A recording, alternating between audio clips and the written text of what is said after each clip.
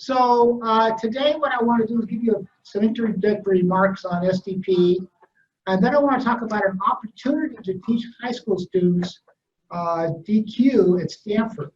I think kind of a unique opportunity.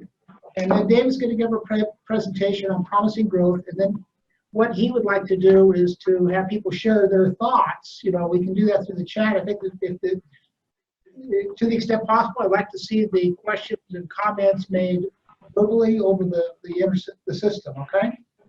But that's the idea. SDP is supported by a number of great organizations, to include Chevron, who's on the line.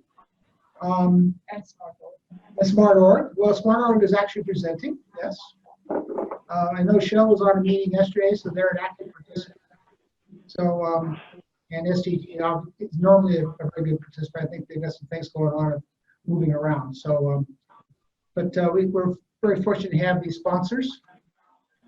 So our objectives are to bring decision quality to important and complex decisions. They're always faced by organizations and individuals, society, and your personal decisions that you make, no matter how old you are, whether it be retirement or where to go to college. I think quite a range there. We want to create value using a right balance of the tools and methodology, and I think that's an issue with a lot of people. They go overboard or they don't go far enough. You got to find the right balance there, and provide insights and clarity to action, because if there's no action, we haven't accomplished anything. We need to get to action, and that means convincing the decision maker or educating the decision maker to the point where he's capable of making a firm action, taking a firm action. And then we want to advance the profession of decision quality through our decision professionals here, and benefit mankind through helping decision makers. And I think a key element there is simply working with the youth, because I've seen the same group here in SDP year after year after year, and we need to make sure we've got new people coming in. Okay, I think that's really important for the longevity of the organization. We have webinars monthly. Hilda normally organizes that. We have interest groups you can participate in. There's a library of webinars. We have DAG conferences once a year, and recognition of being a member of SDP. And there's also certification as a decision analysis practitioner. So those are things you can get with the membership. And as a member of the chapter, there's this networking and communication among professionals like we're doing here. We wish we had more people here, but that's the way it is. Very difficult around the Bay Area. And sharing information about methods and techniques of DQ. So if you're not a member, you can become a member. Here are the fees. If you're a student, I'm not sure we have any students, but keep in mind, if we have students or you know of students, they can join for nothing, free. Great way to. One of them may try. One of them may try to. Told me okay. that he's interested in joining us. He couldn't join today, but okay. Super, super, super. Okay, super. So Mike Durbeck is here with us, and he teaches college classes, and so he's got this pool of youth that we can maybe try and tap. All right. I think that's showing up on their screen. I got contacted by Chris Fetzler. DEF, Decision Education Foundation, runs a program over at Stanford, and they're looking for volunteers to help teach decision quality. It's a 2.5-hour class. Let me tell you a little bit more about that. It's well-documented structure with high activity engagement. It's fun. It's viable for students and the decision professional. I was over one a couple of years ago. And they're effectively led by SDP or decision quality practitioners. I think that's the best way to do it. And so since 2013, they've delivered to 562 students. And these are students from all over the world. He gives examples of UAE, Kazakhstan, Australia, Japan, China, so forth and so on. You can read them there, right? So what he's looking for is someone who's willing to help out teaching this. And what your commitment is to sit through one of the classes. Sit through one of the classes for 2.5 hours, learn what it's all about. He says this is an introductory class. Most folks, after they see what the program is, say, piece of cake, no problem. And then you can run a couple of these at another time. And they kind of run their 2.5 hours, one in the morning, one in the afternoon. So you can contact Chris Betzler that his email address, chris@decisioneducation.org. And just to give you a flavor for it, here are some of the dates. And as he explained to me, each one of these dates that we're seeing here represents a class of about 30. Wow. I would say 20 or 30 students that come in. They come into Stanford for 2 weeks from all over the world, and they get all kinds of training. And 2.5 hours of that training over that 2 weeks period is decision quality. So you see all these different people. So this would be a great way to expand worldwide the SDP organization. And that's a real win for Yeah. EF to get that platform, right? That's fabulous. Absolutely, absolutely, absolutely. Okay. So with that, I'd like to turn it over to David Matheson, who's the president and CEO. He's going to be talking about promising growth. Okay. Promising growth. Yeah. And so he's worked with companies for a long time. I can't remember where I met you, David, but I think it was somewhere in the 90s sometime. Yeah. And Early 90s, probably. Yeah, probably early 90s. Founder of SmartOrg, president and CEO, I think we already said that, and the author of The Smart Organization. So there's a Smart Organization. Yeah. And you teach at Stanford as well. I used to. You used to, okay. The gig is up. The gig is up. All right. Yeah, well, I mean, the whole thing blew up, the whole SDRM thing over there. So, but yes, but I do a lot of stuff around thought leadership and professional education. Okay, take it over, David. All right, well, so Let's hear about just a little bit more background. Just SmartOrg connects innovation and finance. So we have a portfolio evaluation platform to build the capability to align innovation and finance, overcome conflict, and drive breakthrough growth. So companies like Dow have used us to improve their return on innovation investment by 50% or more. So that's more or less what we do. We're a capability building firm, so it's a combination of software that's kind of an annual subscription for a company, and then consulting to deploy and build capability and training. And it's all decision network based, but it's not packaged as decision analysis. So it's very much in this community. Mm-hmm. Mm-hmm. So that's me and the firm. So by way of getting started, maybe I could ask you, how many of you are cat people? We've got 2 cat people in the room. What's a cat person? Yeah, you're not a cat person. You mean like a physical animal? You're DQ'd. Yeah. You're a dog people? Oh, I'm cow. You're a cat person? Yeah. Okay. You take pets? Okay. Well, I'm uninformed. you're uninformed. So what does it mean to promise growth? So I have this kind of image. This is a metaphor for my entire That's my talk. cow. Okay, so what we have here is a cat, right? The cat's really a cat. It's going to go catch mice, but it dreams Yeah. about growing up and becoming a lion, right? And so what can the cat actually promise if it wants to become a lion? Well, it can promise to be a cat, and it can promise to try to become a lion, maybe. But this, I think, image represents like kind of the theme I want to unpack. I think this is a general theme. I'm going to come at it from a kind of innovation angle, but I'm quite interested in knowing how others have dealt with this issue, because I think it's actually at the root of why decision analysis struggles in organizations. It's the same dynamic.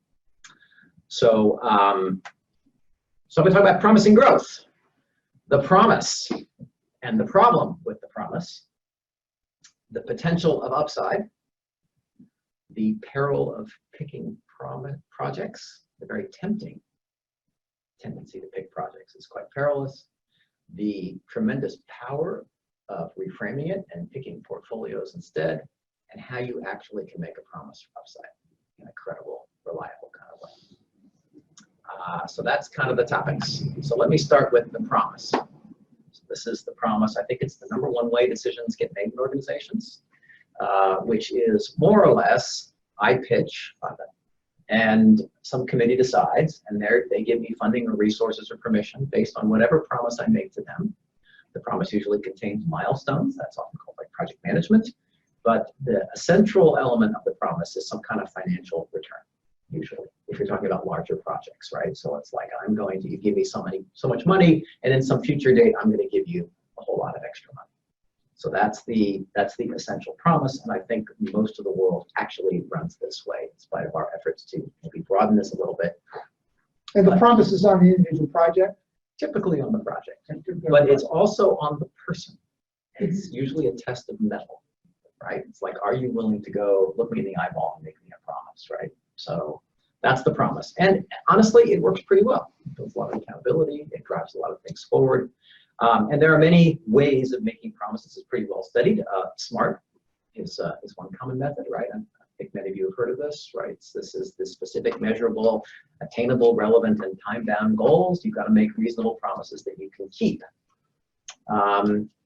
You also usually tie this to financial accountability. Right? The higher up in the organization, the closer to the general manager you are, the more you have this. You might be a cost center, you might be a project manager, you might be a general manager, but usually there's some kind of financial accountability. You've got to be a good steward of these resources, and you are going to produce a result that's worth it, right? That's the central idea of the promise. You guys familiar with this? You've seen this phenomenon, I hope? Oh, yeah. Yeah, okay. Oh, yeah. So now how do you deal with conflict or uncertainty? And this is a quote from a customer of mine who is going to remain unnamed. In a situation of conflict and ambiguity, they said, well, let's just pack everybody in a room, and we're going to have a big discussion, and we're going to align on assumptions, and then we're going to commit to the plan. I hear this language in variations all the time. This is not the way a decision analyst would respond to conflict or uncertainty, but I think it's the prevalent way, and it's the promise way of dealing with uncertainty and conflict. And in my thinking, conflict is sort of a version of uncertainty, right? Different opinions, representing perspectives, and so on. So that's the part of the promise. And I think in this you can see as a kind of major flaw, because how do you actually deal with the uncertainty? But what people do then is they make their assumptions, and then there's usually some painful ritual, self-flagellation of the spreadsheet, which takes the assumptions and puts dollars and cents on them. Nobody really believes the assumptions, of course, but they're negotiated, they're very politicized, and it's a lot of work to come up with the promise. And ultimately, the position of the individual who makes the promise is the position of Cosgrove here. As this is your proposal, Cosgrove, its failure could be the end of your career. I think, however, that's an acceptable risk. In the promise is the idea that you are on the line personally. When you talk about assumptions there, are you thinking of these, are you kind of thinking like they're deterministic assumptions, or? Yeah, absolutely. Okay, they're deterministic assumptions. That's the way you're thinking about them right now. That's the way it's done. I mean, That's the way it's done. It's pretty sophisticated. There's often sort of safe uncertainty. I think as an example, in oil and gas, probably broadly, or even I think pharma, right? I mean, everybody knows that the oil price variations are not your fault. So there's sort of safe uncertainties.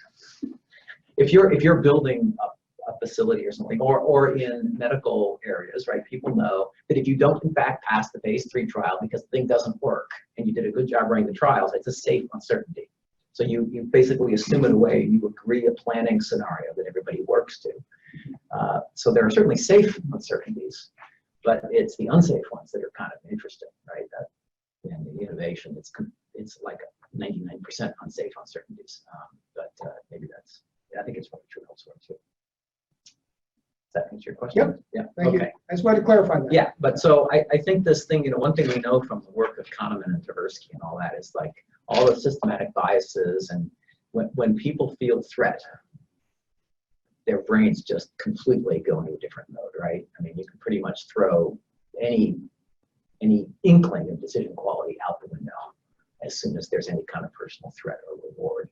And we seem to be hardwired to do this. It's no bad will necessarily. I mean, sometimes it is, but it's just like it's designed to fail. The whole promise system is practically designed to fail, given what we know about how humans actually work and organizations work. So this is the promise and its peril. And it leaves people who are actually facing uncertainty, and usually they will talk about it with their friends, right? In a position, this is their strategy basically, right? Hope it works out. And you have to manage a lot of expectations. So if uncertainty does come up, you got to manage the expectations and communicate. Actually, communication is probably pretty good, but It's all about it's all in the relationship of the promise and am I to blame or is it safe or, these kinds of things. And again, it just creates layer upon layer upon layer of distortion. And framing problems in those safe assumptions. Exactly. Right. I mean, if you do something and you fail for a safe reason, it's not your fault in a way, right? But if you do something unusual, not standard, and it fails, well, of course it failed for a non-standard reason. It must be your fault, right? There's a kind of logic in this that's quite evil. Perverse. Perverse is a better word than evil. It has unintended consequences. So what we do, of course, is we build processes that are built on the assumptions. And stage gate is my favorite example of innovation. Innovation is a highly uncertain process, and stage gate processes are designed around delivery. And I think there are probably equivalents in oil and gas. There's certainly many versions of stage gates, but they're fundamentally about predictability and efficiency. And to the extent uncertainty is in there, it's about de-risking and mitigating. It's not about really embracing the uncertainty and driving with it or making good choices or any of that, right? It's just about delivery. Mm-hmm. Yeah. No. Okay. That's consistent with Right. my years as a project manager. Yeah. Yeah. So you get pounded to deliver on these assumptions, right? And you have to mitigate everything. There's a whole business process around this. Now, this has a lot of unintended consequences because what this does is it puts you in a position of having to be reasonable. And here's a nice little quote from Will Smith: "Being realistic is the most common path to mediocrity." What that means is if you want to make anything different happen, you're driven out of the system, right? The whole system is wired such that you can't be different. Now, in innovation, this is the death knell. But I think in any major strategic decision, actually, it's pretty much the death knell too, because strategies that are variations of momentum are safe ones. It's the strategies that are different that are interesting and the ones that actually need to be explored, or the decisions that are different and interesting. If it's all safe and momentum oriented, there isn't really much of a decision to be made. So like Oxy buying Anadarko. Yeah. So you might say, all right, well, mediocrity, it's a value-laden word, but why do we care? Maybe it's fine. Maybe we'll just be fine muddling through.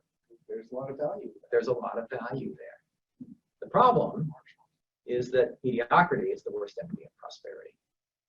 So to the extent you care about wealth and prosperity and health and improvement, mediocrity is actually your enemy. And this is nonetheless that Henry Ford is my authority here. Now you might say I'm making an argument based on fancy quips from famous people with nice pictures, but let me give you an actual example from a customer who shared this. This is DuPont. And they did an analysis of their portfolio. There's many hundreds of millions being spent. This is in the context of an innovation R&D portfolio, just for some background. And they labeled it as the unintended consequences of good project management. And they were so proud about their project management systems. And they were so proud that they would make promises and deliver, and they were reliable people. And it practically put them out of business. Because, first of all, it created on the left low aspirations. Because if you have to make a promise, you make a promise that is safe. And in the context of innovation, people actually had gigantic dreams, things they really wanted to do that were amazing. I probably can't say any specific ones, but DuPont is a very powerful company, ton of resources, have all kinds of cool technologies, and they really want to make the world a better place. But the projects they can actually propose because of all this stuff is so limited. And then they do some hand-wavy thing like, well, the value of this project is because that's how we get on base. But several generations down, we'll iterate and pivot, and it'll be awesome. Trust me, right? And it's like, no, actually, what you propose is a really dumb project. And then the stage gate processes and all those things wire around a small aspiration, and you pretty much guarantee a small. So you need some kind of visibility upside. Clutter is another kind of feature here. This operational focus, if you don't see what could be big and what could be small, and everything is sort of standardized to a safe promise, everything actually sort of turns out the same, or same-ish. And so you just get this gigantic pile of more or less undifferentiated, stuff. And even if they have big business cases, nobody cares anyway because they know the assumptions are all negotiated, right? So you end up with clutter. And perhaps, I think in DuPont's case, it was, depending on the division, 30 to 50% of the projects probably shouldn't have been done. I mean, this is not a small 5%. This is a massive, massive effect. And the last thing is this weird thing called the wounded project. So in this environment, there's an environment of scarcity. And so what people do is, because, remember, they're manipulating their own beliefs, right? They're lowering their aspirations. They're trying to make promises they can meet. Well, they also know that that the resources are constrained, so they're afraid to ask. And so what you get is people pitching mediocre promises, trying to accomplish big dreams, and asking for the resources they think they can get away with, which pretty much guarantees their failure. And the whole thing is perpetuated because they never lose, right? You meet the next stage gate milestone, and yes, you can check the box, and there is no prosperity created. There's no good decisions made. I'm exaggerating a little, but there's a real hill to climb to make good decisions or drive prosperity. So that's the promise, and that's the problem. And I think it is theoretically pretty solid. It's certainly my experience, and I have many, many cases that were of this character. Could you just amplify a little bit what you mean by clutter created by operational focus? Okay, so if you're worried about like what I have to get done this quarter, next quarter, or this year even, there's a lot of lists, there's a long list of things. So maybe you get a customer complaint. This is take an R&D example, right? So I've got a bunch of customers who are complaining about various things, and I am deeply committed to serving those customers, right? And so what I do is I make every complaint into an R&D project. And I say, I'm going to support them, and that's actually a good idea. I'm going to make that into a product. I'm not only going to fix this problem, I'm going to make that into a product that I'm going to sell to other customers like that. And now I have a whole bunch of product proposals that are originated from basically customer support. And those are competing with ideas that might be more market-based, where somebody's actually gone on and they've looked at the need behind the need, and if we could maneuver this or make that product, it would actually change everything. And they're undifferentiated because the person who has the crazy idea is actually less capable of making a promise than the one who's doing, say, customer support as an example. And if you apply some, quote, strategic filter, some executive is going to say keeping our customers happy is the top of our priority list. And the customer complaint is tangible. And it's tangible. Whereas the breakthrough idea is more speculative. Mm-hmm. Well, yeah, it's more speculative. It's certainly perceived that way. It's not. It might be speculative. It might not be, but it's certainly a promise you can't reliably make, right? Because there's a lot of uncertainty. Right. Right. Right. So the promise you're making to support a customer, you can make, and somebody will like it. And somebody will like it. It's validatable. I can go back and It's talk to the smart, person, right? Yeah. So, and so you end up with here in this case just tons and tons and tons and tons of projects, and so you get the clutter, and it's not a small effect. Yeah, that's probably enough said. Okay. That was helpful. Thank you. Good. Any other questions? I'm going to switch now. That's the promise and the problem. Maybe any questions from the internet? We're trying this new format. Yeah. Feel free to unmute yourself and ask a question.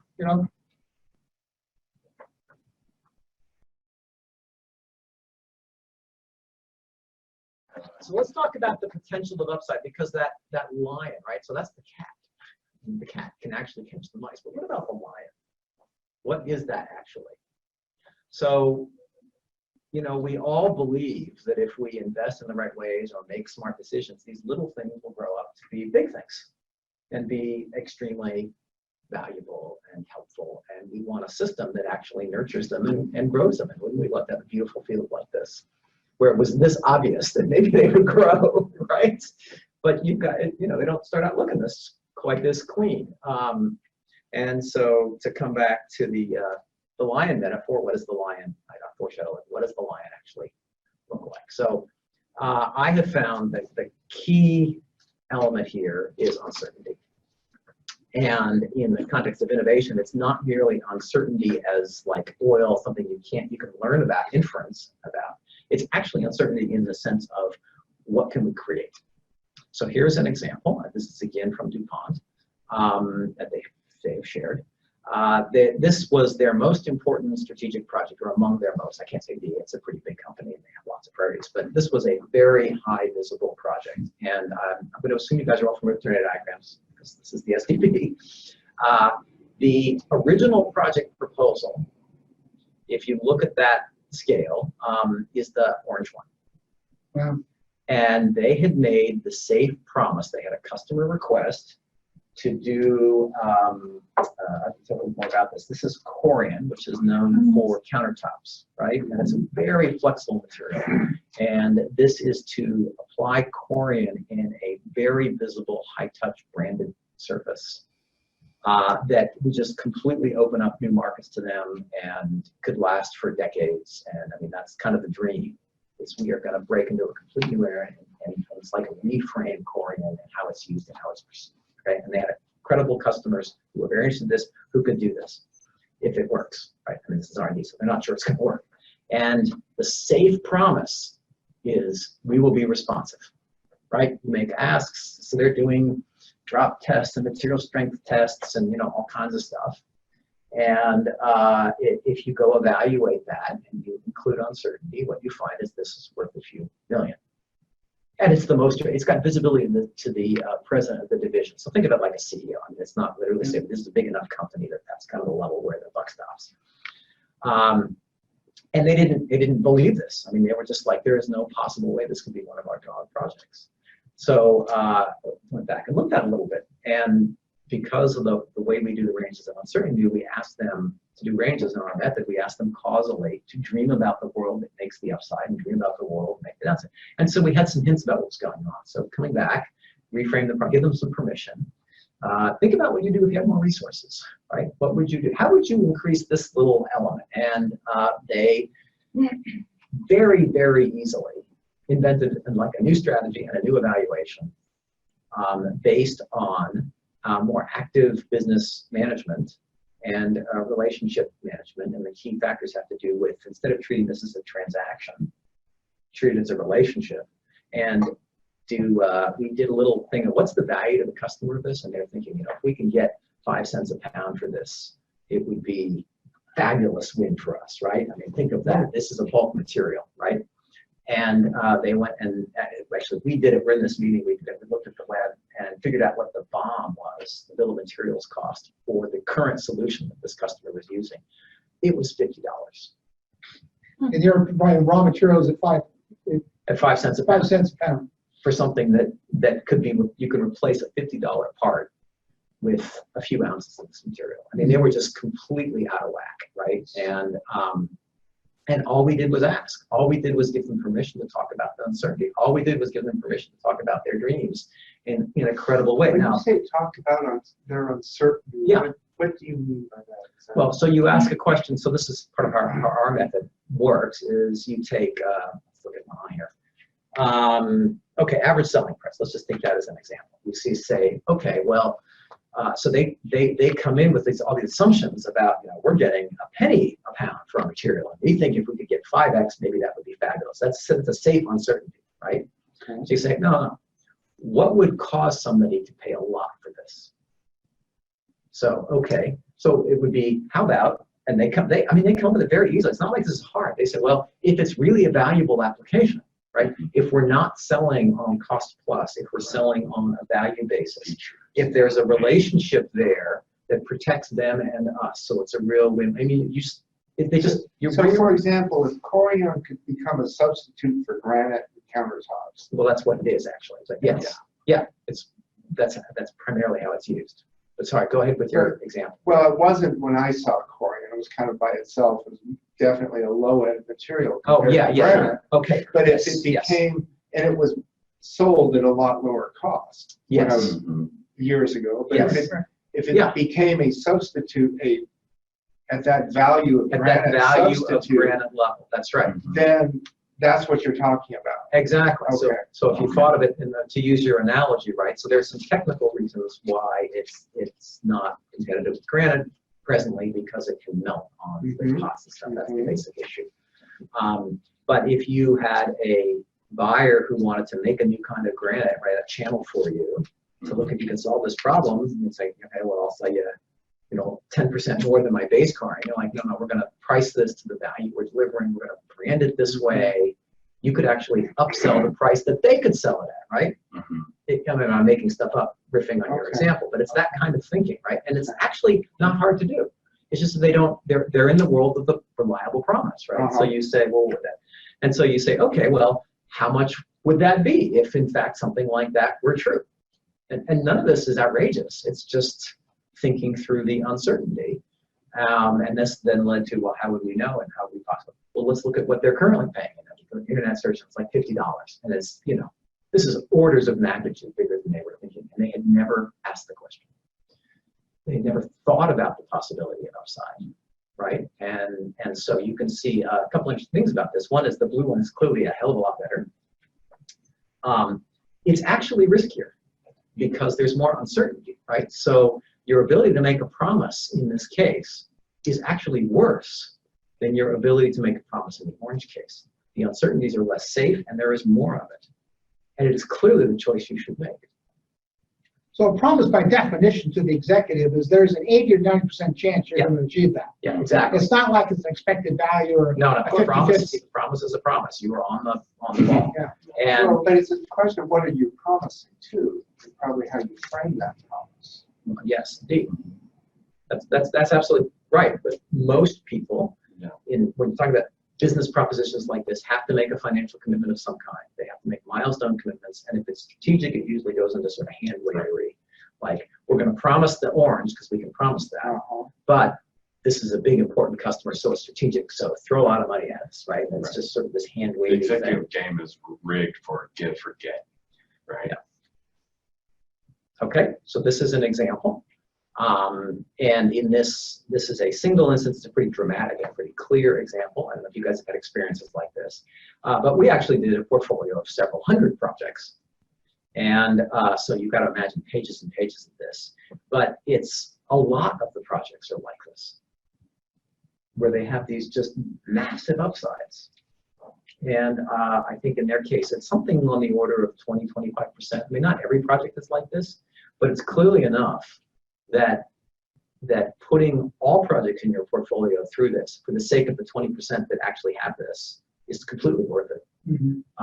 Even though the bulk of projects won't have it, right? So you get a lot of people complaining, but what they found is for many of the projects, the upside from improving the one project was better than like half the portfolio or a third of the portfolio. I mean, some of these were just so out of whack, it was astonishing. And it's not just D1. I think this is pretty systematic. So that's an example of that sort of the upside promise. And this is a different customer. They don't want to be named, but this is what happens when you have visibility to a product. And this is a product in a industry that evolves relatively slowly. So the project is introduced in 2010, and their best estimates of the revenue there you can see is the blue bar. And that's the promise. And interestingly, they actually call it the promise. But they had these tornado diagrams. They had been thinking about uncertainty, so they had this kind of reference point that they called the promise. But they had this perpetual challenge: is can we make this product better?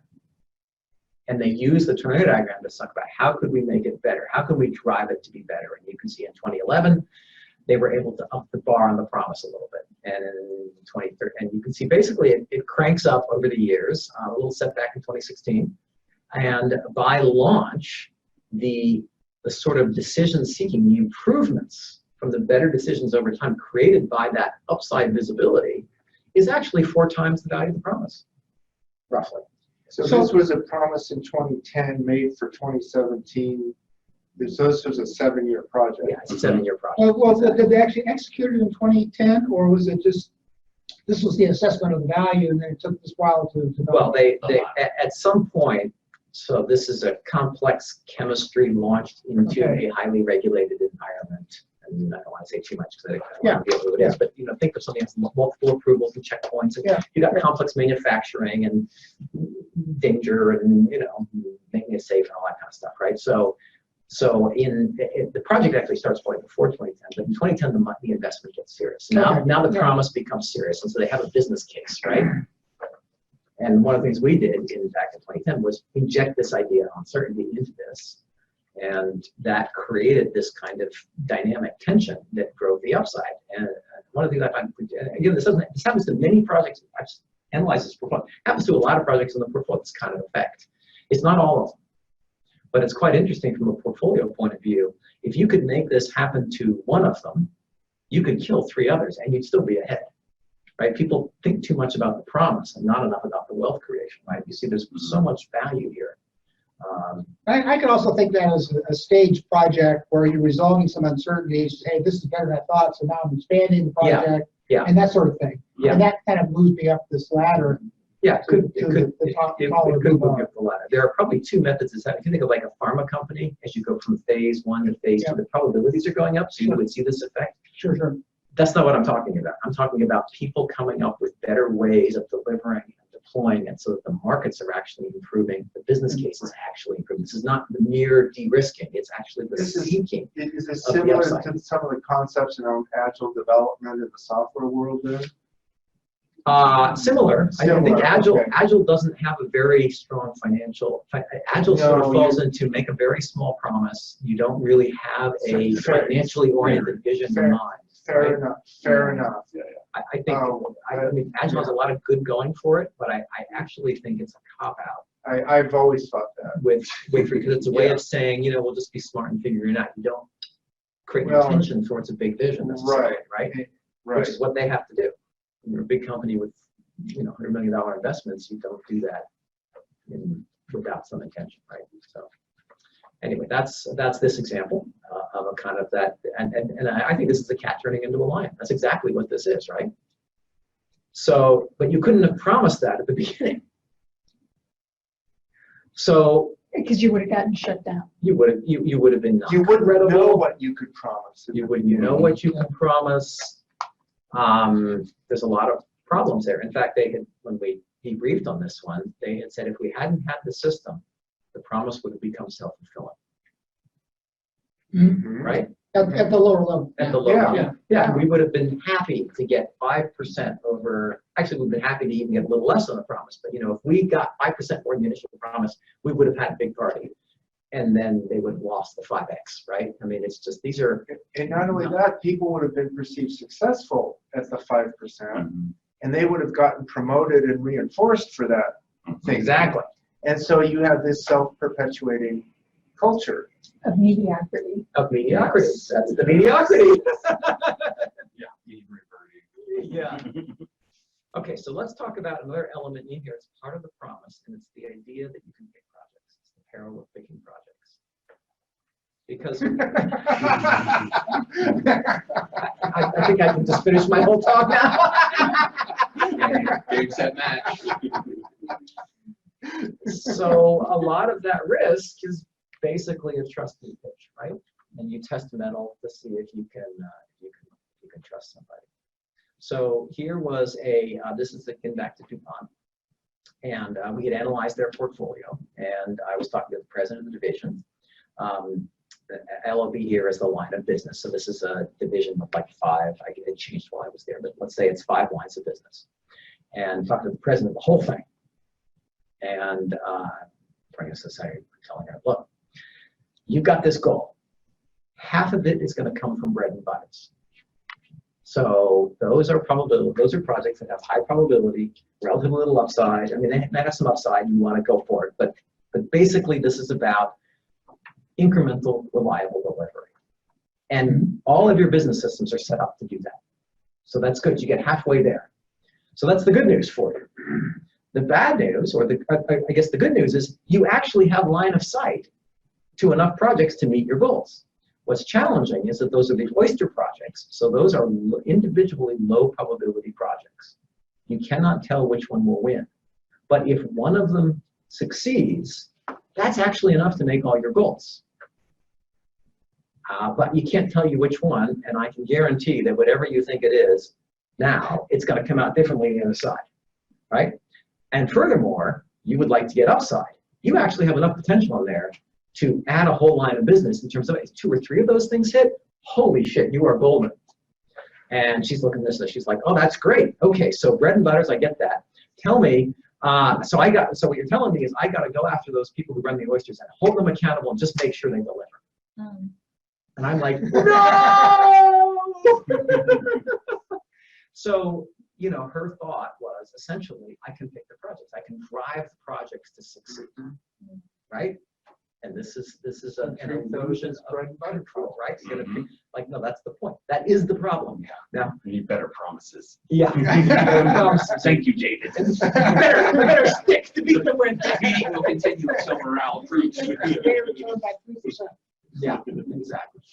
So, so I call this the oyster farm in a way, right? So here's the, if you unpack that, this is the data more or less. Again, they presented this publicly, although I added the reliable, unreliable overlay. So this is their thing. So you look at the bread and butter. So these are upper left. This is high probability projects. So up is easy, down is hard, left is small, and right is big in terms of the quadrants. So upper left is easy and small. And another way of saying that in terms of the promise language is these are pretty reliable. Or to the extent that there are uncertainties, they're safer or better managed within the stage gate. You know, if you have some safety hazard on a material, that's again a safe uncertainty in a way, right? So the probability might not be that high. It might not be at the 90% level, but it's within the scope of a promise. You know, it was toxic, so what can we do? We're going to go work on a new chemistry system to solve the problem, but you know, that's an acceptable thing, right? So those are reliable promises, and you can basically execute. I mean, whipping the horses is probably a good idea there. If you go to the lower right, these are the oyster projects, so they are low probability of success, but if they're successful, they're big. And the fundamental question is, how do you deal with them? And the fundamental problem is that they mostly will fail. These things have probabilities around 20, 30% if they're good ones, and some of them are lower. So in a pool of 5 or 10, maybe I get 1. And I'm pretty clear that if I whip the horses harder, I'm actually going to destroy them. So, so I can't ask these people to promise in the same way. And if I do ask them to promise, I'm going to convert big ideas into little ones and move them to the left. These are the white elephants. They're hard and small. So I don't want to create a self-fulfilling prophecy that destroys away. Now, this is a corporate president who's got very challenging goals for corporate renewal. So it very much is in her interest. She's very interested in all this, but it's a new skill in a way, right? So how do you make a reliable promise in this context? Now, the other thing is that the colors correspond to the lines of businesses. So what's sort of interesting is that if you look at, say, I don't know, let's look at the red ones, for example. There are, what, 4 or 5 of them there? They're low probability. They're probably operating below critical mass. So even if you went to the line of business, you said you've got 4 shots at goal, you know, maybe I've got a 50-50 chance that one of them will work. But across the whole, all of them, the chance that 1 or 2 of those hit is actually quite high, right? So you've got this sort of paradoxical problem about accountability and reliability in there. And indeed, the lines of businesses probably should be optimized for the reliable delivery anyway. So having them deal with the few crazy exception projects as a routine part of their process is a questionable endeavor, right? So there's some real paradoxes in how you make a reliable promise like that. But that comes because of the frame that I'm going to pick good projects. So that's the parallel. So is there a logic in setting those blue lines to get into the 4 quadrants? Or is that Yeah, so the horizontal line is basically 50-50. I mean, you can put it wherever you want, but that's pretty non-controversial. Okay. The vertical line is the line of significance. And this one is more, varies from firm to firm. But the question is fundamentally, what would make a noticeable difference to your business? So if I'm talking to this general manager, it's like, how big a hit and impact do we have to have so that you actually notice it specifically, right? And so I have a rule of thumb, which is maybe 5 or 10% of your current, and you can think of it if you're using a revenue metric, it would be 5 or 10% of your revenue. if you have a NPV metric, it would be to move your market cap by 5% kind of levels. And when people do this chart, what they find out immediately is the significance level is much higher than they thought. Because when people think about, if you go ask somebody to like classify their projects into big and small, their idea of big is actually way too small because of this whole complex. So they're not thinking out of the box enough, right? And so they don't get challenged to think of the 10x opportunities, which are in fact there, right? So they're Well, of course, if they're thinking about the promise rather than what they actually conceivable, then they're quite small. exactly. Mhm. So the thing is that to this very successful, completely awesome general manager, the pitch for oysters is essentially place a couple bets on a roulette wheel, right? That's actually what it sounds like, because most of them are going to fail most of the time. So how do you make some kind of reasonable promise? It's a very threatening thing in a way, right? And certainly is not the way she has been successful in the past, and probably not something she's going to bet the company on, right? So how do you actually deal with that unreliability of the actual amazing things that you might be able to do? I mean, you know, our whole companies are built on the amazing thing that actually works. I think of many examples. Like W.O. Gore is a great example from DuPont. So we're talking about DuPont, right? That was this crazy Teflon material that some inventor had big dreams for. Guy was not credible. Founded his own company. Turned out his oyster worked. What's it now? $5 billion company, $4 billion company. I mean, it's just, there are many, many stories like this. Well, the classical example here in the oil and gas business is exploration. Yeah. Because you need a portfolio of exploration projects with a Yeah. range of Yeah. probabilities of success and a range of upside. Yeah, that's right. And you need to look at that collectively to say, okay, they're 1 in 5, but really, if I do enough of these things, there's like an 90% chance that one of them's going to come through. Exactly. It's like that. It is like that. And I think the additional wrinkle in innovation and probably also in strategy is that in oil and gas, you're inferring an uncertainty over which you have little control, like how much oil is there. I mean, maybe you can do things that would make it more or less, but it's more or less a feature of the geology. Whereas in innovation, it's much more a creative act, right? If you think of it in decision analysis terms, it's value of information versus value of control.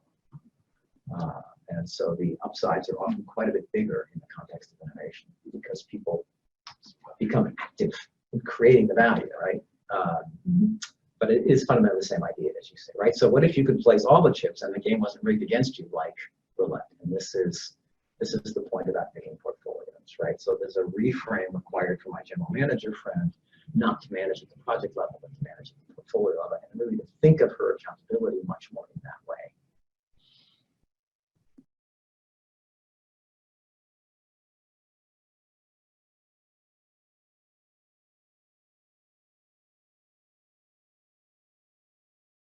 So what can you do there?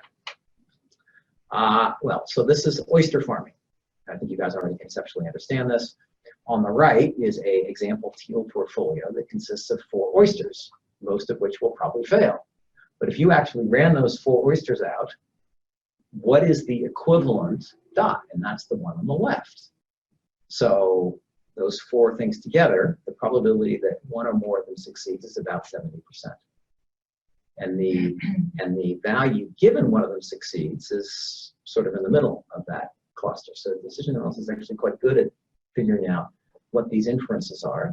And in some ways, I think it probably understates it. One of the things I have found is when you get clear about the reasons for failure and the probabilities of failures, people invent better projects pretty quickly. So often the things on my instinct for the probability of oysters is actually higher than stated. Just because people, I mean, the projects as stated probably have more or less these probabilities, but the iterations of the project as stated, you're going to get a result is higher than this. But this is the idea, is that what this general manager wants to know, or should want to know, is not which projects are going to see, but do I have enough power?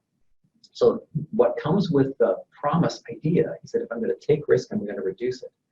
So there is a sort of temptation to do a risky project and see how it works.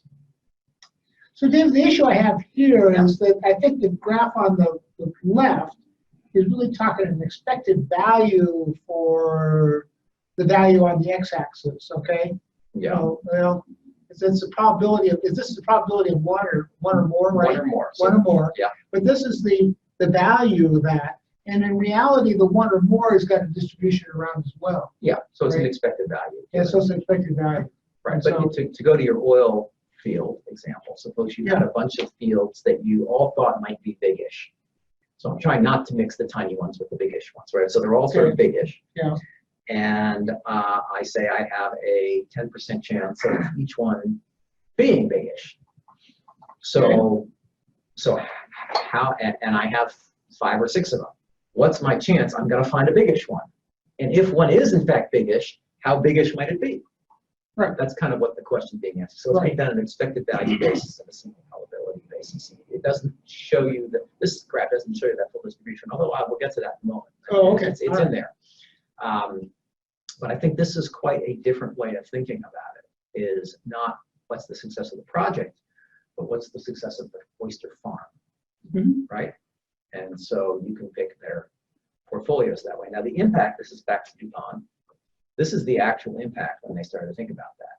So you can look at their before portfolio is blue, and there's a little bit of historical interpretation going on here because they didn't actually have this level of analysis on the history of their projects. So we had to sort of take the data of history and sort of reinterpret it in this framework. So that's why you have error bars. But it's in that zone. The difference here, when they redid all this stuff, it's actually massive. I mean, this is a 2 or 3x improvement. I try to make this claim sometimes, and nobody believes me that this is possible. So I go with 30 to 50% because people don't think it's credible. It's back to I've got my own version of the promise problem. But what this means is it's the difference between what DuPont is trying to do, be a growth company, versus being a kind of limited growth. I mean, they have a very long history of sort of incremental limited growth, and they have an aspiration to be a breakout growth company, and you don't get that by doing variations on the before, right? You've really got to figure out where the value is and unlock it, and it's a very big effect. I actually fell out of my chair. This was so big, but I think it's probably true, well beyond DuPont. Here's another example. This is Rogers Corporation. So when they got it, this was their first portfolio look, and you'll notice that pretty much all their projects are small. So the first thing they did was declutter. This is actually the difficult first step, is you often have to let go of stuff before you can see what the new stuff will be. So there's that kind of emotional or social problem in this. I think there's actually an aphorism about this. If you're gonna pick up a new drink, you have to put down the old glass first, and there's a moment when your hand is empty. So there's a version of that that's going on here. It's like the declutter, and people start to, well, what am I going to go for? Well, they went for that. Is Rogers the telecom? Yes. Yeah. Well, I guess there are two. This is a components company. They make components for telecom and other things. So there might be a Canadian telecom company, which is different. I forget. Yeah, There that's what is I was Rogers thinking. Canadian. Yeah, so it's not that It's one. not- This is the okay. components company. But what did they refill with? They refilled with oysters, basically, right? And so we're moving from well, actually they got rid of some Lidl, but they're moving from more reliability, safer bets to less safe bets. But if you just compare, I don't know if I did an A/B quickly here, you'd see that this is way better from a portfolio point of view. And they've actually tracked the value of this over time. So that first portfolio is the green bar. They've gone through a couple of iterations here. And this is over the course of, I think, 2 years or something.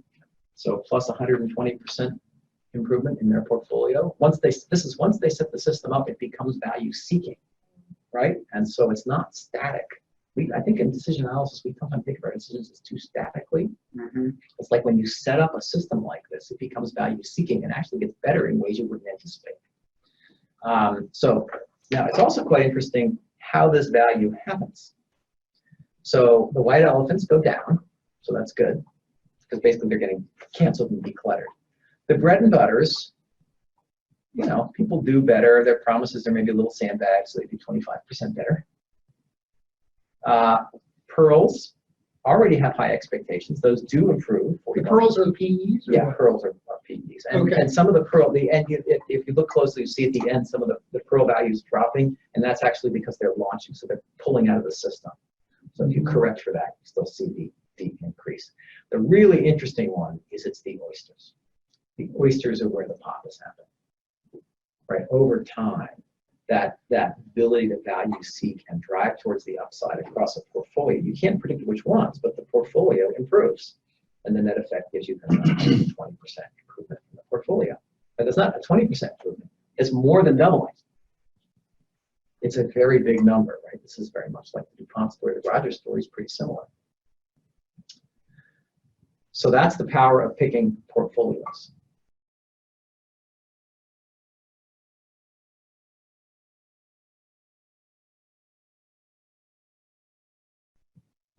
So, and something I think decision analysts probably understand reasonably well or intuit reasonably well. So how do you actually make a promise? How do you promise the upside? Because you can't really promise the upside.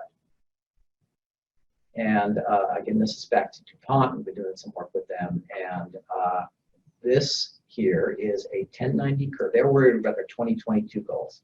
This work with a lot of other metrics also, but this is their 2022 revenue goals.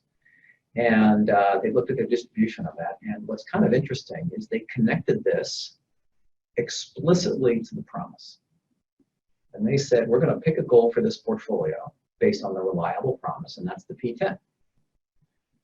And they might, that's essentially what they were doing in the past. I mean, maybe not quite so analytically, but that's more or less what was happening. But they said that's not sufficient because we also need to talk about the upside. And they define the upside to be the P90. This is of the portfolio, not of the project, right? So this is simulated across the entire portfolio. And so this gave them two numbers, and they track it. So they track these two numbers relative to their goals, and the gray bars are redactions because I've been asked to protect this data, and they haven't presented it publicly. They said I could share a little bit if I did some redactions. So you can see at the beginning of the period here on the left, the P10 number was a little bit below their target, but more or less in the zone. I mean, it's sort of arguable. But over time, that reliable delivery number has actually gone up quite substantially, right? They're well above their target. In fact, maybe they should be increasing their target at this point. But what that is the delivery of projects and the conversion of upside projects into the base, right? As those things de-risk over time, as those things come out, they drop into the green zone. Now, the other interesting thing is that the red is flattish up, right? Now they're actually pulling stuff out of that pool, so they're refreshing the pool of upside potential with concrete specific visibility. It's not like a hand wavy. There are particular scenarios, like I was showing you on the one project about Corian, to show what those upsides are. So what you're seeing is a system that's positive, in balance, and driving forward. So now it's quite interesting to look at the different, it was not true for all the lines of business. So if you look at the upper left one is the one I just showed you. Look at alpha. So you can see those lines are trending up and they're doing such a good job. Guess what? They get higher goals. No good deed goes unpunished. Black line. Yeah, yeah. Goes up the last couple of You years. can see Delta is struggling mightily. And you can also see some of their upside projects have failed there at the end. And somebody said, you've got a good college attempt, they got reduced goals. Foxtrot's quite interesting. Foxtrot has no hope of hitting their goal. And it became clear in the Foxtrot conversation, to great pain, I must say, of the general management, that like your R&D pipeline is not going to save your ass. And you put it in this framework, and that was very threatening at first, honestly, but actually became very productive because they got alignment around the problem was to start by finding the upside, which was a complete departure from this sort of promise-based system. It was like, we've got to go load the top. We've got to go dream about the lions. And once we can see what those might be, then maybe we can convert, right? So the process of R&D is the process of converting mostly the red to the green. So the promise, and you can see here that goal, they've more or less been able to load the top, right? They are now getting there, and there's a lot of pressure, and they maintain it this way because they want to keep that pressure on loading enough power so that the possibility is even there. So if you look at portfolio promises, I think they come in 4 basic types. You need to declutter. That's not really a promise. That's like a piece of rigor you need to do to make this all work. But if you're a high probability project, that's a reliable promise to deliver. And that works great. Make those promises. To drive the upside, you need to scout. So the promise of the scout is to make proposals, to define lions, and paint compelling, interesting pictures that might actually motivate action, but to fill the oyster farm. Interestingly, the white elephants, there are a lot of projects that have been beaten down because of this legacy of promises. So often, white elephants can be converted into oysters with a little care and attention. But those are how you Is do that it. true? That the same project, just by But the one I showed, reframing and kind of re-challenging yes, its absolutely, people? absolutely. That Korean example. That Korean example is one of of, those. There are you know, many. Commit low and then discover new places of value. Another example would be, hey, there's the Permian out here that's been sitting there for decades, and all of a sudden we figure out fracking and everything else, and now all of a sudden it's the biggest thing around. I mean, the asset has always been there, and we knew about it. But they changed the way they went about doing something, and now it becomes an oyster. Yeah. And then the last thing is this conversion, right? This focus on proof. So when you're in the delivery land, you're focusing on accomplishment, the milestone, the delivery of the material. If you're oyster, what you want to focus on is what is it that would give you confidence that those upsides are possible. So it's not necessarily producing the thing. And in product companies, they always want to go do pilots and prototypes, and and like sometimes that's correct, but often it's not. It's like the thing that is preventing you from hitting that upside. I go back to my Korean example. Isn't that you can make the Korean or not. It's whether they will accept a trusted relationship with you that's going to last 5 or 10 years, in which you are a recognizable part of their brand. So go have that conversation, because if they say no to that, then it's not a great project, right? Can you elaborate on that just a little bit? Because, The I mean, you think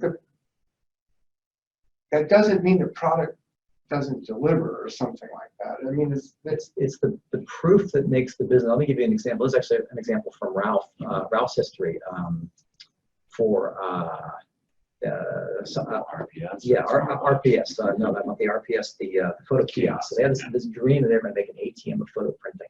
This beautiful kiosk, and this is back in like 2000 when, I don't know, how 40 billion 4x6 prints are being printed a year. Yeah. I mean, you just got to rewind the clock for a moment and think about what that was. And they had this beautiful, beautiful kiosk. And you could put your camera card in there, and it would just spit out prints like this. It was really a thing to behold. And I had the opportunity to go in there. I was with Ralph, actually. This is more or less where we met. And I asked the team what the risks were to the project. And they said, basically, supply chain, right? It's got to run in a low-cost environment. It's got to have high throughput, high reliability. I've got to make it work. So what we need to do is do the engineering and supply chain work to make it work, right? So that's delivery. In my language, that's delivery. And that's That's the risk. an engineering company. Yeah. Like that. Right. Sounds like it. That's Would what you that's- right? I was at it. Yeah. That's Yeah. the risk of delivery. That's the stuff that has to be mitigated. It's the work that needs to be done. You follow me? So I realized I asked them one question. So, your dream is to make the ATM of photo printing. What is the biggest thing that would give you confidence that this was actually going to get built that way and used that way? And there are a lot of complicated answers, but it basically boils down to behavior change. They'd actually done their consumer studies. People loved it. I mean, it was just, I look at it, it was exciting. But the issue was, would it be a novelty, or would people start to change their behavior? Because people weren't carrying camera cards and printing them. I mean, think of like a meeting like this, and if you went out here in the lobby and we'd go print and pass around, I mean, it's a whole pattern of behavior that has to change to make that work. And that is the difference between success or failure. So how do you test that? Well, you don't do more engineering. What they did eventually, with some fuss and struggle, was they saturated a zip code with prototypes. And they had like stealth technicians supporting it, making sure it all worked. And they discovered after, what, a quarter or so, and not very much money, 2 quarters? 2 quarters, 2 4 quarters. months, yeah. That actually it was a novelty, sadly for them. And this idea of an ATM photo printing wasn't going to work because it was a novelty. And that saved them probably, what, 3 to 5 years of development and $20–30 million. And more importantly, it gave them a second at bat, because one of the interesting things is by dealing with this issue of, is it a novelty or what changes the pattern of behavior, it got them out of their comfort zone of engineering and into the zone of what are the patterns of behavior that are actually influenceable, right? Which is the critical issue. And they invented a better strategy, which actually went on to become a whole business unit that grew to what? $500 million. Yeah, the failure had an aha, right? People love the speed, people love the photo quality and everything like that. And at that time, in 2010, it was like, drop off your prints and then pick them up 2 days later. Right. And so, there was, so that rather than say, change your behavior to going to an ATM, why don't we just displace existing technology and offer retailers the ability to offer 1 hour prints, not as a premium, but as a everyday. And so we basically lopped the head off of the kiosk. The printer in HP fashion had been built bulletproof and high performance. So we lopped the head off, stuck it behind the counter, and then started selling them to Walmart, Tesco, and Kmart in Australia, to great peril of Kodak. Yeah, he helped with Kodak out of business, this man right Twice. here. So I didn't tell you too bad, but the key to your point, the key issue is they shifted their thinking to proof, not the work. And all the momentum in the organization, but the promise, the delivery, it's still part of this promise story, right? To the evidence. What do you really need to know to believe that this could be a lie? And in fact, the delivery is something that's highly controllable. Yeah. It was, the uncertainty was in whether customers would change their behavior, or accept this, or want to do it or something. Exactly. I have many examples of this character.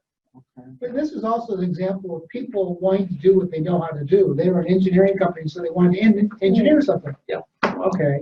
And then pops out in these tornado diagrams, right? We can model the commercial value and the technical cost.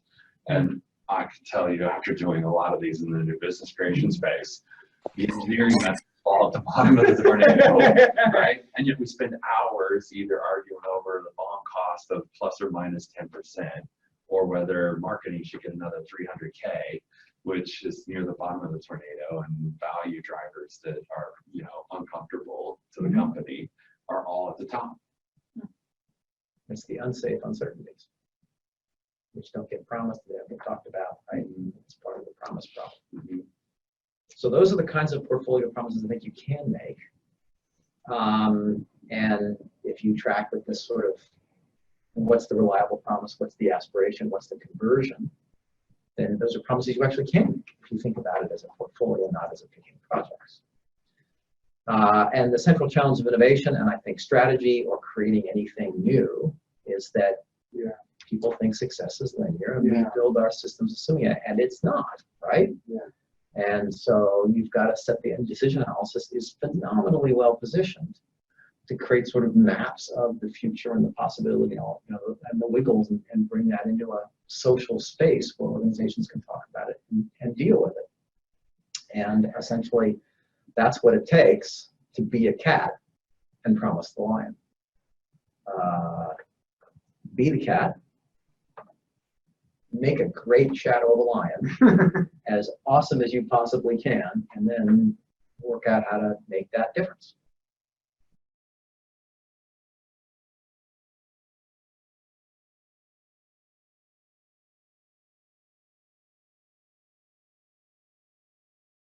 Thing too, That's you just- know, you had the T-shirt with "I'm the MBA and I'm here to help." or Yeah, trust me, I'm an MBA, right? Yeah. And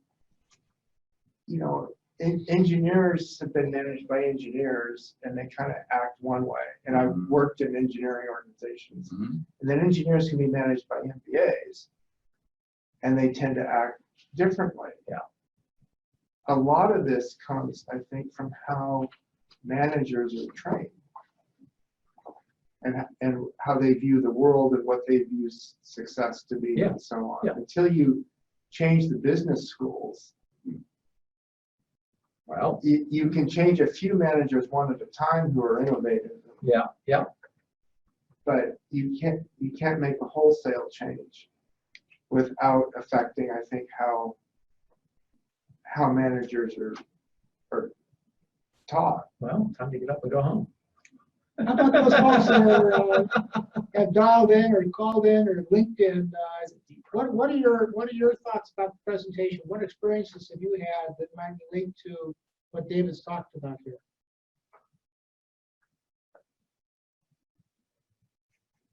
Rebecca, Tony? Steve Tani here. David, it's a good story. Very good. Thank you. Yes, I really enjoyed it. Have you seen these things before in your experiences? I mean, Steve, I know you've been around the block many times. Have you come up against this issue of the promise and its perils, and what have you done? Yes, of course, we have. Is this as serious as I'm making it out to be? It varies from organization to organization, of course, but yeah, it can be paralyzing in some organizations. Okay. Yeah. Well, I just moved to an IT role and we're trying to prove out projects. So this type of analysis is very important.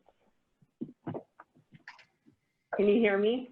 Yeah, we can hear you and we can see you. Yeah, thank you. Yeah. I spend like 90% of my time in innovation, right? So it's all very wired through that lens, but I strongly suspect it's well beyond that scope. Well, one of the things I wanted to ask you about, David, is, you had this wonderful slots graph on slide number 38, which showed increasing capital and MPV is on 38. Okay. And keep going, right? Yeah, that there. Yeah, that one right there. Yeah. So that's great, but that doesn't help me make a decision, right? I need to make a decision on what to do with my company and this portfolio, where to go on that. Right. So it all comes down to the value measured, right? Well, this is a result. This is the system of decision making, right? So you said this doesn't have to make a decision. Well, this is the decision set. So the thing is that the projects themselves are redecided. The projects themselves are transformed. Plus, they're picking better projects. They're actually canceling some projects and putting in new ones. And so this shows you the before after as a consequence of. So are all these redecided. blocks in different portfolios, or are those different projects? They're Those different Those different projects which you've ordered by their capital efficiency, I believe, basically, right? Yes. Okay. Yes. And so it's an increasing thing. So now the question becomes, if I throw out a capital constraint, Yeah. I don't have that. Yeah.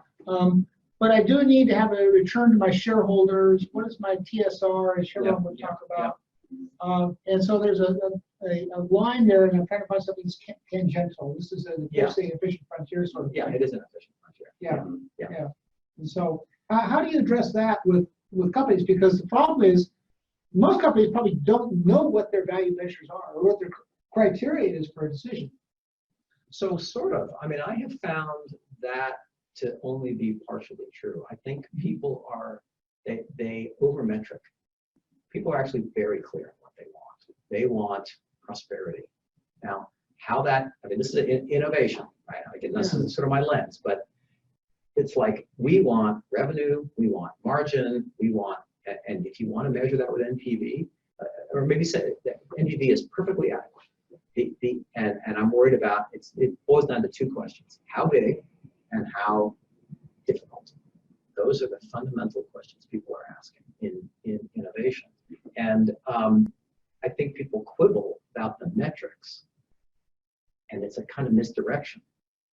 If it's going to be big on revenue or big on margin or big on NPV, and I would recommend, generally speaking, NPV. I mean, there's a lot of issues, but broadly speaking, that's a pretty good one. they confuse the metric with the sort of underlying issue, right? If it's big on NPV, it's probably big on revenue, it's probably big on margin. The exception cases are so small.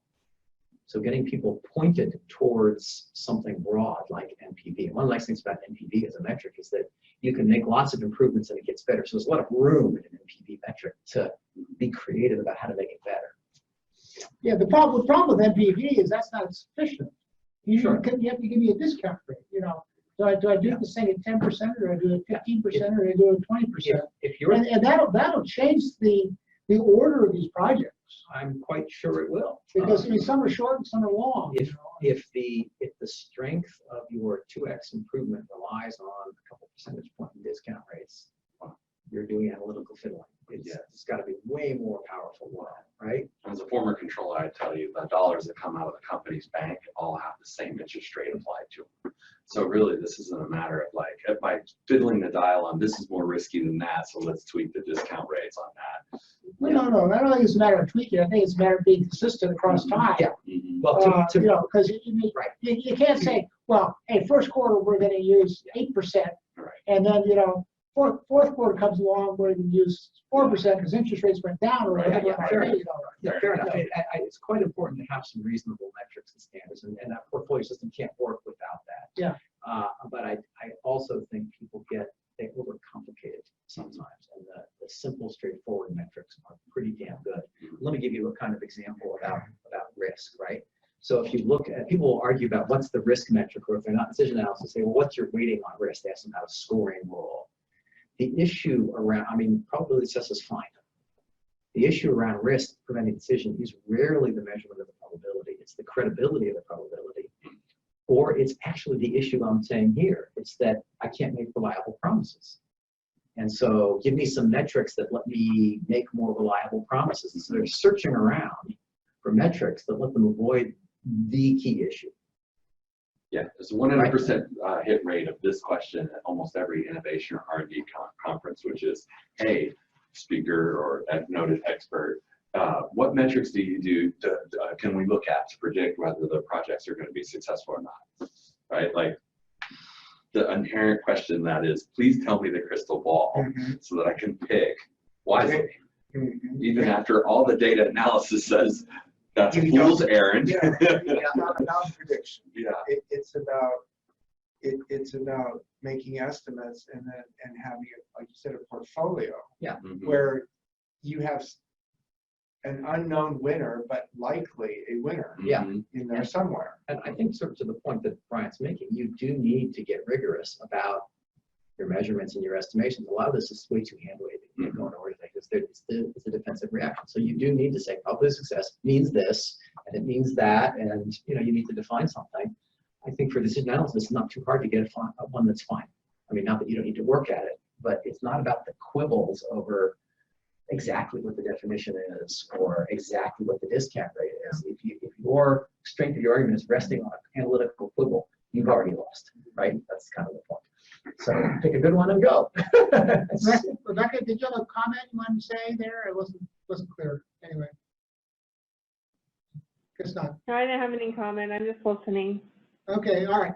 So I love the fact that you've got a cumulative distribution function in here. It's amazing the number of people I talk to, and they say, maybe even consultants, they say, I would never show that to a client because they would never understand it. Yes. Yeah. And an argument's been made in Chevron by some of the executives this way. When we do a project, we're buying into the full curve. Yes. We're not buying into a single value. We're not buying into the expected value or the P50 or anything else. Yeah. We're buying into the whole curve. We have to understand that whole thing may happen. Yeah. And so that's the problem, is that I'm somewhere on that curve, and if I do this enough times, Indeed. then I'm not always going to be down here at the P10. That's right. 50% of the time. Right. That is the issue. Yeah. Right. Yeah. But to me, that is the way managers should be thinking about projects, is to look at these kinds of curves, and it's a matter of educating them on how to read these things.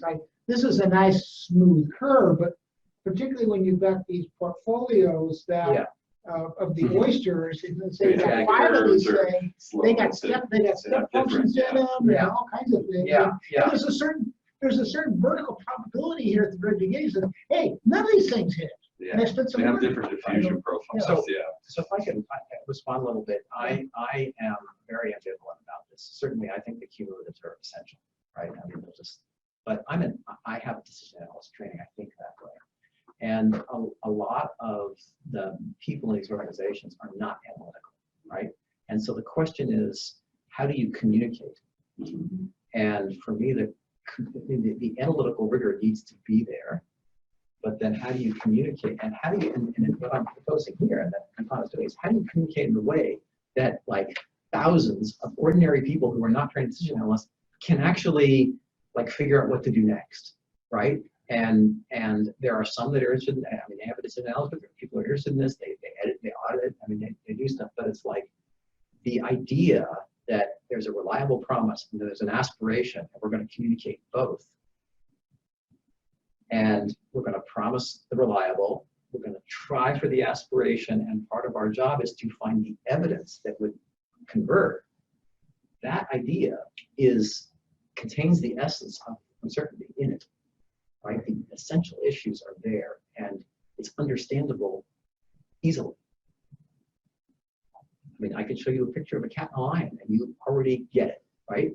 Now, I've just quantified it here. So I think part of it is like, how do you communicate so that it, and I think it's not just explain, so this educate, it's like meet people where they really are. There's a difference in the communication, how it lands. Like communication is in the listening, not in the speaking, in your way of saying this, right? So you've got to say something in such a way that they like internalize it and own it, right? And it's like, yes, I feel, because there's anxiety in this world, right? So you say, yes, I'm telling you, you can reliably promise that, and that's good. And I'm telling you, you could be so much bigger and so much better. So let's talk about how awesome you could be, right? And that could be this, and there's an analysis behind it, right? So I'm just caveat about the communication power, right? But you know, I guess the point, maybe because I'm coming from the internal consultant perspective rather than from the external. Yeah. So, you know, I'm dealing with the same people over and over again. Yeah, sure. Same type of people over and over And again. Chevron is highly unusual in its skill level in this area, right? Yeah, well,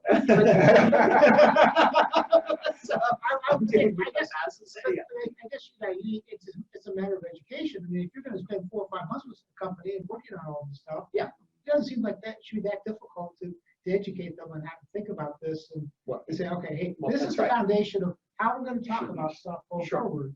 Think of the layers. So in the DuPont case, right? So there's a group of 4 or 5 sort of portfolio managers, and there's probably a ring around them of 20 maybe-ish, something like that, that are broadly familiar. Some of them can go to the mat with this.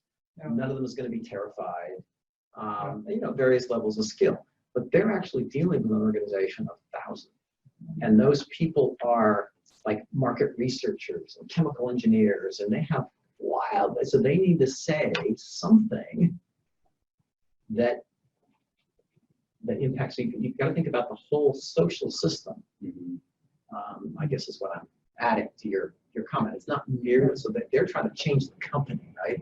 And they don't go through. You know, I think Chevron is blessed in a way in terms of you guys have a huge stream of problems that are so big that it is worth a very significant level of analysis practically every time. That's unusual. So, I mean, DuPont has a lot of big bets, but there are a lot of small ones too, and they're really important.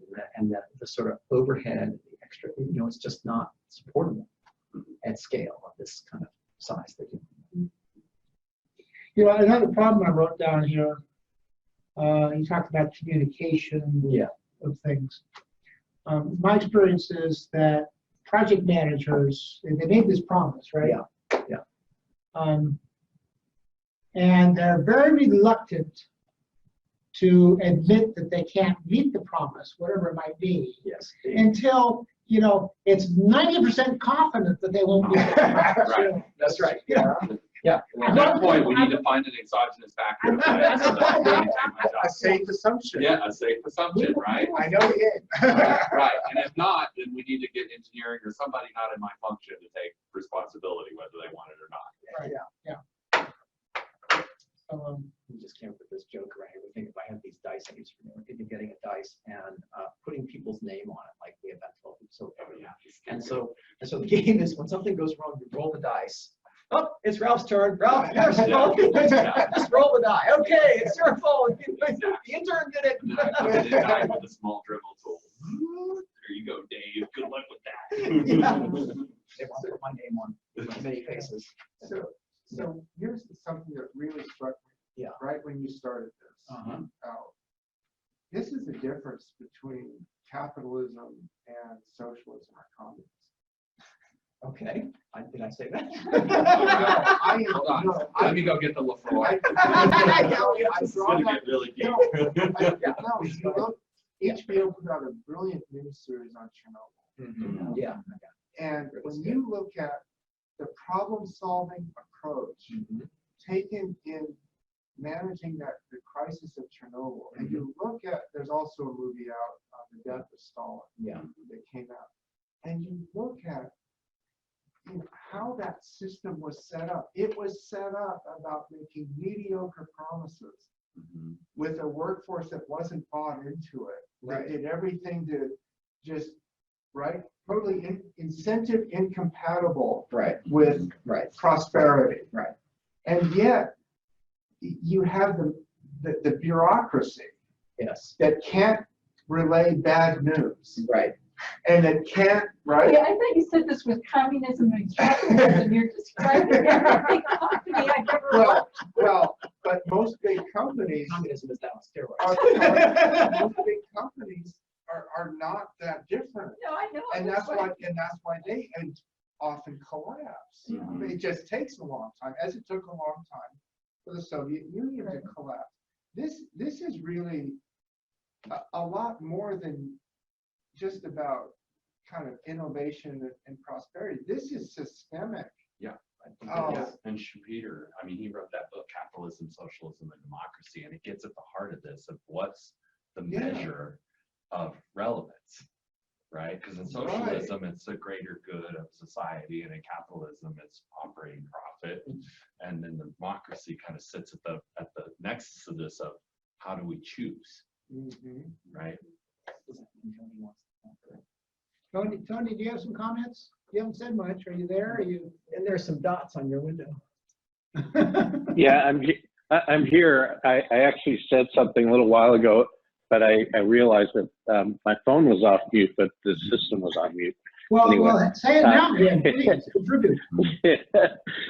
Well, actually, it was in the question about whether we've seen this stuff happening before. And as Brian knows, I've long been an advocate of portfolio analysis and looking at things from a portfolio perspective. I'm also a metrics geek, and I agree with most of what was said about NPV as being a pretty reasonable value metric. There's always the uncertainty about which discount rate to use, and at the end of the day, if you're reasonably consistent somewhere close to your corporate kind of cost of capital, it's better than not doing that. That's what I do know. Whether if you do this project versus that project, at the end of the day, it's probably not a big deal as long as your portfolio is performing. I think it's really, really good. What you've shown is good, and so much of it is about cultural sort of norms, and it's just a tough nut. Well, so I actually intended this to be a piece of hope, because I think we are up against an enormous obstacle, but we are uniquely positioned. When we think of ourselves narrowly as decision analysts, and we're going to help people make a choice, I think we actually understate our power, because this problem is endemic. People, I think they know it, they suffer under it, and they are looking for a better way. And like this idea of having two metrics that have this sort of rigor behind it. I mean, I'm perpetually the inventive optimist, right? But you know, why not a world where that becomes a more standard way of looking at it? It really is responsive, I think, to something pretty deep. And whether or not it gets broad acceptance or not, it's a different way of telling our story. And it's a different way of expressing our power, not as analysts, but as creators of a future, right? So I think this is a kind of, And I think it's the future between an ossified communist socialist future versus an innovative venture capitalist type of future, where the people who are creating that future are far more involved in it. And they're far more contributing to it. They're far more alert to it because they have to be, right? They have to be alert to the you know, Schumpeter and Hayekian alertness of entrepreneurism. Everyone becomes an entrepreneur essentially in their own position. And I think that is a hopeful future, especially compared to the alternatives. But it does require people to be taught how. I think it's harder, but it's also harder. It's easy to follow orders and to achieve mediocre goals. I have been, I'll tell you, in the case of DuPont, I think this is a general phenomenon. I found myself in executive meetings trying to help them get to a decision. And they thought that they could come to a decision on their own. And I realized that my role was like maybe 30% analyst. The hard issue, it's actually what you just hinted to, is the possibility that you might be the author of your own future is terrifying for a lot of people. Yes. At the individual level and at the corporate level, it's like at the end of the day, it's people want the analysis, tell them what to do. And it's safe. And so they argue about the measure. At some point, it's like, you're not going to get much better than this. Right. So you are choosing. And then they say, oh, well, you know, and then like, no, actually, your position, sorry, just one more thought. Your position is you are choosing the future of the company. That's what it means to be the CEO, is you are the author of the future of the company and yourself. Right, and so it's like that, and most of them squirm and run away and head to the tables. It's like, come on, guys, walk into your own power, please. But the analysis is not going to get better. And that starts. And it starts probably a lot younger. But I see students, you know, 18 to 22, thinking they're victims of the world. That they have little personal power. And that when you try to teach them and say, look, you have to make a choice. What grade do you want in this class? You have a budget of time. You have a fixed schedule of a semester. You have a scope you choose of how much you take on in your personal life. Work you might do, how many courses you take and everything else. And it's your choice, right? For what grade you get out of this class. If you want a higher grade, work for it. That resonates with very few people at 18 to 22. We need to be making this kind of education. I mean, I love the idea of doing it in high school. But these people have to be taught first that they can author their own lives before authoring companies and projects. You have to, parents have to get out of the way. And I'm not sure the kids can do it. I mean, there may be developmental issues around. I mean, just like literal like child development. I mean, I haven't Kids, there are. until later, right? Well, you'd think it'd happen at 18 to 22. Maybe. But part of the problem is you're not going to get a rise up there, maybe achieve what you want by being mediocre. You've got to be willing to stand up, take a position, take exception, even if the person is 4 or 5 rungs above you, you know? Sometimes. But most people, that's not most people. And I don't think you're going to teach them. Just go with the flow. Don't object. No, but no, it's actually more pernicious than that.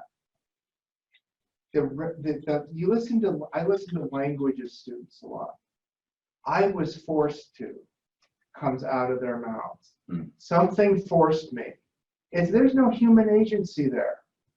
these people see, a lot of people, because it goes into adulthood, it is on the television, you know, person A was forced to do something, right? The Me Too movement, women were forced to do something. Yes, yes. We need to change the whole rhetoric. No, people chose to do something. Even if the constraints were difficult, we need to create that culture of agency that says, Right. I chose to do this. And that's the first thing you see out of these habits of successful people. It's all me, right? Well, it's terrifying though, because as soon as you accept agency and authorship, you actually have to become vulnerable. Yes. And so there is a trade which vastly increases your power, Mm-hmm. but you get power at the cost of exposure. Yep. Right. Yep. And Yep. there's a maturity in that which I think is not quite cultural. It's really much more individual. So I thought it was tied to like development stages before you can sort of get this. But I don't know. We're well beyond this, but I think the part of the point I guess I'm making to connect the dots back to this is it's like you need the metrics, I think, and I propose some that get to the underlying issues that people are really experiencing. And I think the promise and the goal and the upside and the motion are really very, very fundamental. Yeah. And then at that point, you have to walk people into their power. And it's not about, and, you know, an argument about the metric or the accuracy, you know, at some point, it's actually about walking you into there. Yeah. But it just strikes me saying this is completely absent in decision quality framework. What I liked, it's the big issue. was talking about guiding people to really create that case. And Yeah. I've used a similar That's right. thing with risk scenarios. Yeah. And because the default is people say, oh, okay, well, it's R&D red. Right. And that whole process of everything that's going to take you there is never discussed. Right. And, you know, or if you're talking about threats instead of opportunities, it's like, you know, the same thing, but nobody's giving voice to saying, well, that means that 25 people will be killed. Mhm. And, you know, a fire will burn for 5 days. Yes, and yeah. everybody's like, oh, no, we don't want to talk about that. That's too scary. We just want to say, oh, yeah, that's category X, it's red. Yeah. It's the safety in the process. Yeah. Right? You can make it And, okay. you know, the other thing is when you see those tiny tornado diagrams, it's just somebody saying, oh, we'll just put 5% around the mean and never really discussing what Yeah, that's what something it I is. did in my practice of innovation. I Yeah. do my best to avoid. It's Yeah. not the endless tornado. It's the actual talking about your scenarios, your Yeah. dreams, and your fears. Yeah. And that get But, you know, expressed when in you, narrative. in the last company I worked in, there was a motto of not even Uh-huh. be safe. It was under promise and over deliver. So you were even baking in to be below mediocre. But I agree with you. I was thinking the same thing. Well, I mean, that's consistent with, you know, when they give an earnings call and they make a forecast of the future, they tend to underestimate what they're going to do because they know if they can come in over the estimates, Well, the and security consequences, analyst right, estimates, they're going to be doing really well. right. The So consequences trickle down, right? I mean, Yeah. if you tell Wall Street, if you tell the master something, and your compensation and the wealth of a lot of people are tied to that, Yeah. then, you know, that game is rigged for high probability, right?